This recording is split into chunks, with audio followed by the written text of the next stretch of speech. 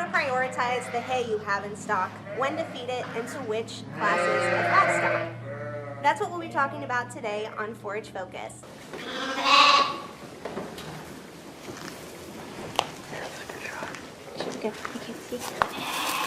In the hay business, it's important to remember that the quality of our hay can never improve beyond the day that we harvest it. From that point on, we're trying to preserve quality. In order to maximize the quality of the hay that we are able to harvest and feed to our animals, we have to balance the following factors. We're trying to find a balance between yield and quality, and the way we balance that is based on plant maturity. We know that as plants mature, yield increases, but at the same time as plants mature, their quality decreases. And that has quite a bit to do with the accumulation of fiber and the translocation of nutrients depending on whether plants are in a vegetative growth stage or a reproductive growth stage. And so to get the best nutritional quality, we want to harvest our hay crops before they enter the reproductive stage of their life cycles. We also want to dry down our hay crop as rapidly as possible, and this is going to prevent us from having rain damage. Of course, we have to make do with the weather that we're given. So rapid dry down is ideal, and we want to try to plan our haymaking days based on when we have good drying conditions. We want to minimize unnecessary handling of the hay crop. The more we handle the crop, the more likely we are to have leaf shatter. And leaf shatter is a negative thing because the leaves are the most nutritious part of the plant. And if we lose parts of the leaf tissue because of shatter, that's nutritional value that's not making it into the bodies of our livestock. This is primarily a concern for legume crops because the leaf tissue is smaller, easily broken off of the main stem. Therefore, we do not recommend tedding legume crops. But however, this can also be an issue for grass forages as well if the tissue is overly dry. So we're trying to find a balance at the time of tedding and raking where our crop is still moist enough to be able to sustain that handling activity without shattering. At the same time, we want to bale that crop at the proper moisture, and this plays a key role in whether we're going to have spoilage or not in storage of these hay crops. Let's look at an example for a production doe and how her energy demands would change throughout the calendar year based on which phase of life she is in. We can see that energy demands are greatest during the periods of late gestation and through weaning. This is noted on the chart by the loss of weight during those time frames. After weaning, it's important that we assess body condition score and decide whether this doe needs an increase in her nutrition in order to be in best shape when breeding time rolls around again. If she needs to gain weight, we certainly want to feed her for gain. If she's in good shape, we're going to feed for maintenance. If she needs to gain some weight, we need to be pushing our best quality feed to her. If all she needs to do is maintain body condition, we can give her a fairly low quality feed that will keep her rumen full, but not allow her to gain weight. Doe demands are only slightly greater than maintenance values through early and mid gestation. But when we get into the last portion of pregnancy, in late gestation, her nutritional plane definitely increases and she needs a higher quality of feed during this time frame. In addition, we need to be pushing our highest quality at that time because there is less space in the rumen with the growing fetus inside to allow for increased intake.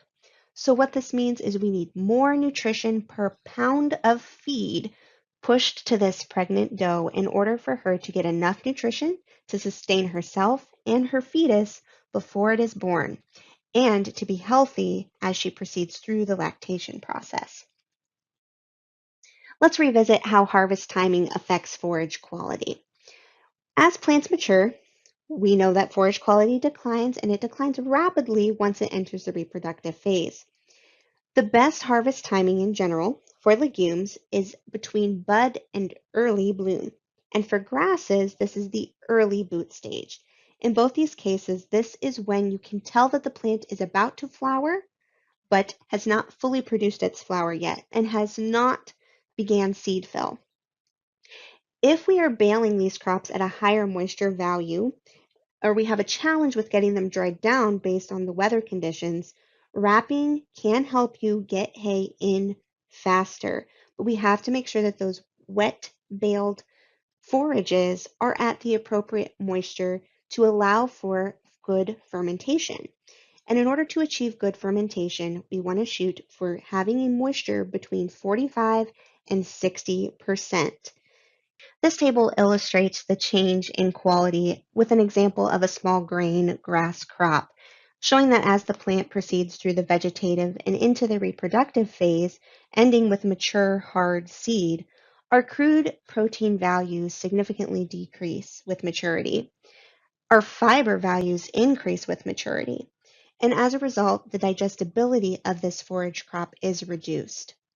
We want to match our forage quality based on these factors to the nutritional needs of our livestock, depending on which phase of life they are in. We know that nutritional demands will change depending on whether the animal is pregnant, lactating, growing, or if it's just maintaining body weight to support daily activity. There's only so many things that we can do to control the environment in which we are baling, but these are the conditions that we are hoping for and listed in the order of their importance for making good quality hay. Sunshine is most important. We need that radiant energy from the sun to get our crop dried down. Our relative humidity plays a large role as well in how quickly we will get our forages dry, along with the air temperature, the wind, and the soil moisture. On a windy day, our forages will dry out more rapidly. If the soil is moist, we're going to have difficulty getting our forages to dry down. All of these are a factor in how long it will take to get the forage to the appropriate baling moisture. Multiple factors pertaining to the actual plant affect the drying rate of our hay crops as well, including the specific species, the leaf to stem ratio, and the stem diameter. Plants with large stem diameters will take a longer period to dry down. Greater leaf tissue will aid in dry time because if we have a large ratio of stems to leaves, we have more of those stems to dry down. And then in general, our grasses do dry faster than our legume crops, so expect a longer drying time for our clovers and alfalfa. In order to speed our drying rate, try to cut as early in the daytime as possible to maximize exposure to the sun because radiant energy is the key factor in dry down.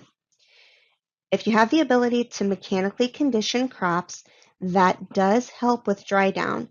However, conditioning can also increase leaf shatter if you're in droughty conditions. So do be cautious of which type of conditioning methods you use based on your crop. To increase drying time, spread the forage in wide swaths. A common mistake is raking the crop when it's too dry. We actually need to rake crops when they are 50 to 60% dry matter to reduce leaf shatter, as we spoke about previously. In the case where you know that dry down is going to be an issue, chemical conditioning can be an effective tool in aiding dry time.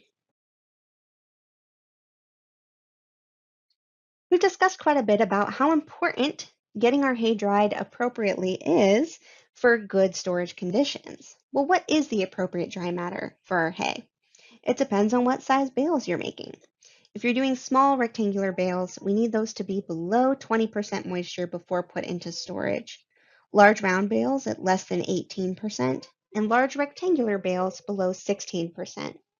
If our moisture is too high, our bales are too wet, we increase our risks for spoilage. We also risk overheating, which is going to reduce forage quality and could potentially put us at risk for a storage fire, which no one wants to be in that situation. If our forages are too dry, we could have excessive shatter losses when we're handling those hay bales. If the forages are too dry, we could have excessive shatter losses, as we've discussed before. However, too wet is far more common in Ohio than too dry. If you know that you have some bales that were not quite dry enough, wait to stack those in storage. Give them some time to air out. If you stack them too quickly, they can produce condensation, and that can lead to mold. It's better to just wait and give it some additional dry time before stacking it in storage. When you put hay into storage, make a mental note, but also make an actual written note of what hay you have stored where.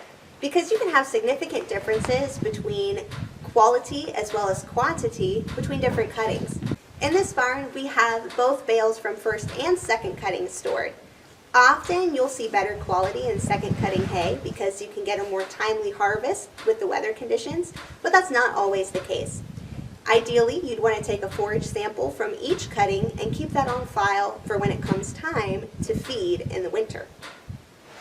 In the case of high moisture hay, where we are going for a wet wrapped forage, remember we're trying to shoot for that 45 to 60% moisture range. It is very important to make a dense bale. We need to wrap our bales appropriately, which means at least 6 layers of plastic. We're going for 6 mils thick. And so the number of wraps that you need actually depends on the thickness of your plastic. But for most cases, that's going to be at least 6 wraps. If your forage is very dense, if you're doing an annual crop such as rye or oats or a warm season like sorghum Sudan grass, those thick stems can easily puncture through plastic and will take more wraps than fine textured forages. We want to wrap that crop as soon as possible. In most cases, waiting until the next day is too late. The forage will be too dry to get good fermentation. Remember that when it comes time to feed these bales, we want to provide an amount that they will consume quickly, ideally less than 3 days. So the size of bales that you're going to make if you're doing wet wrapped forages should be adapted to the number of animals that you have. If you only have 6 sheep and you're making large round bales, they likely will not consume that wet wrapped forage in a speedily enough fashion to prevent the accumulation of mold. So there's 2 factors here. We want to make the bales that are appropriate for us to handle and feed and provide the amount of food that they will consume in less than 3 days. There's an increased interest in using wrapped forages, and the benefits are clear. It allows us to shorten the curing time necessary before we can put our hay into storage, which in turn reduces environmental damages and preserves quality. Again, remember though that quality will never be better than it was at harvest. So the act of wrapping cannot improve forage quality, it only aids in preservation. Now, wrapped hay comes with its own set of risks as well. There have been incidents and will continue to be incidents of botulism. Now, there's 2 types of botulism that we tend to see related to forages. Type B is associated with improper fermentation, which is usually a result of not having the appropriate level of moisture or having a damaged bale, one where that wrap has been punctured and there's been contamination from the outside. And then there's type C, and that occurs from accidentally feeding dead tissues.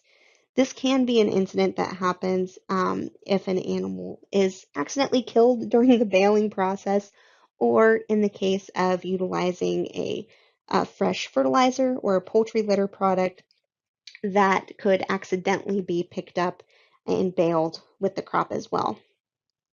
Both types of botulism produce the same characteristics, which include muscle weakness, and the amount of time it takes to see those symptoms really depends on how much of the forage has been consumed.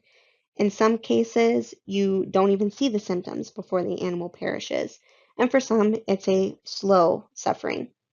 Listeriosis is also a concern, and this is often called circling disease, and it does cause disorientation. Animals behave oddly in that they move in a circling pattern, they seem distressed, they may walk into a corner and not want to walk around, graze appropriately, socialize with other animals.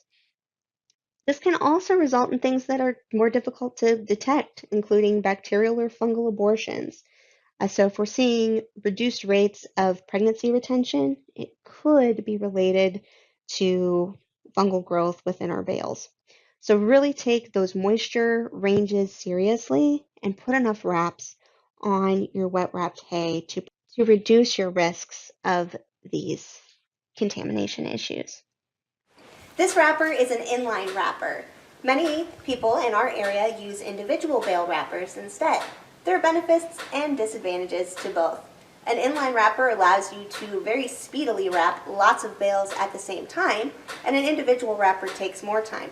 However, when you unwrap those individual bales, it allows you to feed at your own pace. Once you open the cover on an inline wrapped set of bales, you're starting to expose the other bales in that wrap to the elements. So you need to feed the rest of the bales that are in that line before you proceed on to feeding other types of hay. That will help you reduce waste and preserve quality. It's good to periodically check your wrapped bales for any defects that may occur in the plastic. Plastic can be susceptible to solar radiation, which can cause the plastic to degrade over time. You can also have wildlife come up and rub or claw on the bales and begin to expose the hay you have stored underneath. That's going to degrade quality if it's not caught in a timely manner. Defects in the wrap like this should be sealed as soon as possible with a silage type tape. Regular duct tape will not seal the bale effectively enough to keep contaminants from getting inside the bale. Things like this can lead to mold development over time that you may not see until you begin to unwrap the bale. And if enough time passes and the conditions are right, you could contaminate the entire line of bales in this inline wrap system. Ideally, you want to feed as much hay as the animals will consume in a short period of time, ideally 1 to 3 days. If the animals are not going to be consuming the forage in a short enough period of time, it allows the chance for other outside contaminants to begin to degrade the quality of the stored feed that you still have wrapped, as well as the feed that's in the feed trough at that current time. In this situation, this line of wrapped bales is currently being fed. However, the next line of bales also has a defect. This defect is of higher priority because we want to keep those bales to feed later on. These bales are already being fed, so the contamination's not as concerning as those which will be stored for a longer period of time. The conditions in which your hay is stored will make a big difference in the nutritional value and acceptance of that hay when you feed it. We know that bales stored under cover will be best protected from the elements. But many producers do not have the ability to store hay inside and use alternative methods of storage.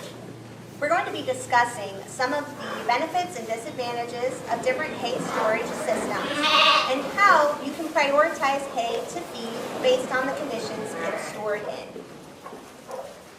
After going through all that effort to harvest the best quality hay possible, we certainly want to protect it once we get it into storage. Now, under Ohio condition, 15 to 40% dry matter losses are expected when storing hay outside. Nutrient losses will actually exceed the dry matter losses. What good is the empty hay if it has no nutritional value? It's almost always economically justified to either cover the bales or store them inside. This can result in a 10 to 1 return on investment. If we look at an example for a 5 by 6 foot round bale that weighs 1,000 pounds, and we assume that it's worth $120 a ton, so in this case that would be $60 per bale. Well, the price of that forage changes quite a bit if we factor in the loss. And remember that a small amount of hay lost from the outside adds up because the circumference of the bale is larger towards the outside and smaller towards the inside. So 1 inch of spoilage on the outside equates to 6% loss of the bale. And that means instead of it being worth $120 a ton, it's worth $128 a ton because that's what's edible. If we have 3 inches of spoilage, that equates to 19% loss, increasing the cost to $148 per ton. If we have 6 inches of spoilage, that equates to 36% and increases the cost of that feed to $187 of edible forage per ton. So what are we really investing in these feeds? If we factor in the spoilage that can occur if we store it inappropriately, it's a lot more expensive than we may think.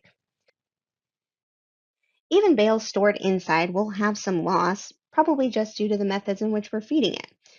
Inside storage can be estimated to be between 5 and 10% dry matter. But when we're storing outside, dry matter losses from 10 to 40% are relatively common.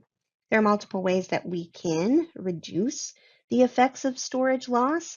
Even just the addition of net wrap rather than a twine wrap, a tied twine wrap, can decrease those losses significantly. A wrapped in plastic bale will significantly reduce our losses as well. We also need to think about how we're storing it when we set it on the ground. If we have the ability to elevate the bales off of the soil, that will prevent moisture wicking through the bottom of the bale. The way we orient our bales while in storage also matters. Ideally, we want to orient our bales from north to south so that they get the full range of sunlight when the sun rises in the east and sets in the west to keep those bales as dry as possible in storage. Whether you buy hay or sell hay, you're probably doing quite a bit of hay judging, judging your own or judging others. And hay judging is important for determining marketable value. And this is based on a variety of indicators of quality. Now, our decision should be made based on both the physical characteristics and the chemical analysis of our forages. There are many things you can do using your senses of sight, smell, and touch to help evaluate quality. However, the most reliable source and the one that we recommend to everyone is to pay the money to have your forages tested. It likely will cost you around $25 to get a good hay test, and it is well worth its weight in gold. The factors that you can use as indications of hay quality include leafiness, maturity, odor, color, softness, purity, bale condition, and penalties. Now, our bale condition is one that we are talking about a lot today when deciding which hay we will feed first. Bales should be uniform in size and shape. This makes it easier to store and easier to feed. Our wet wrapped bales must be adequately covered for protection from the weather and to prevent spoilage. If we have issues with the condition of our bales, we need to feed that forage as quick as possible to reduce the incidence of loss, both the loss of dry matter and the loss of nutritional value. Take-home messages from today's episode of Forage Focus include these. Do your best to balance forage maturity and bale moisture to create the best quality hay nature will allow. This happens long before the day you feed that bale. It happens on the day of harvest.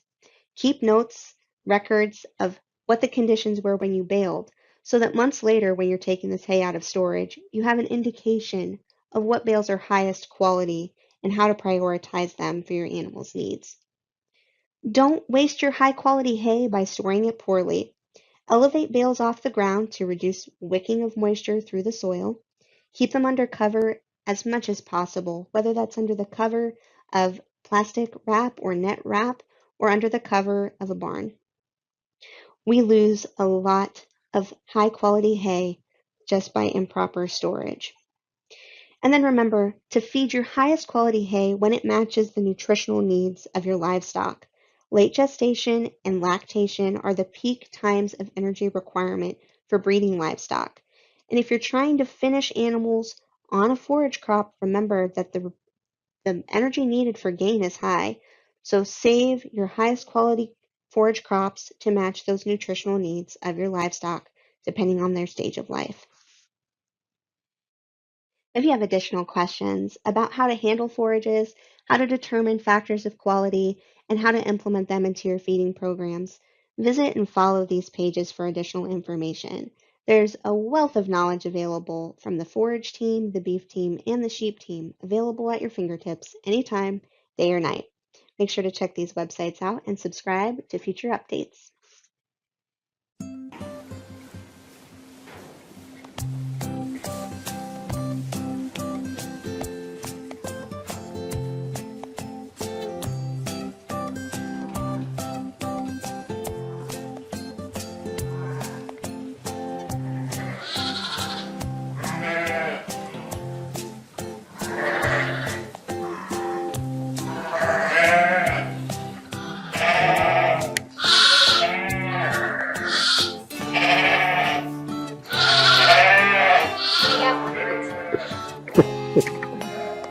This is great footage.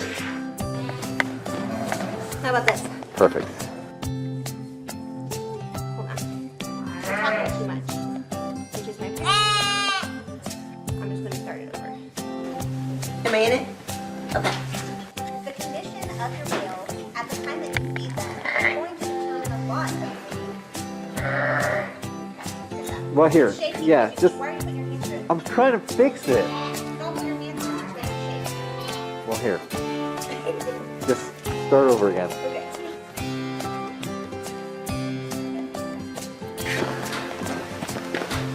So my lipstick still look good. So in this barn we have both first and second cutting squares stored. And I'll just wait until you're done with that. You're stressing me out, Ben. It's recording. Okay. I didn't like that. I want to do it again. As I said, considerations for me.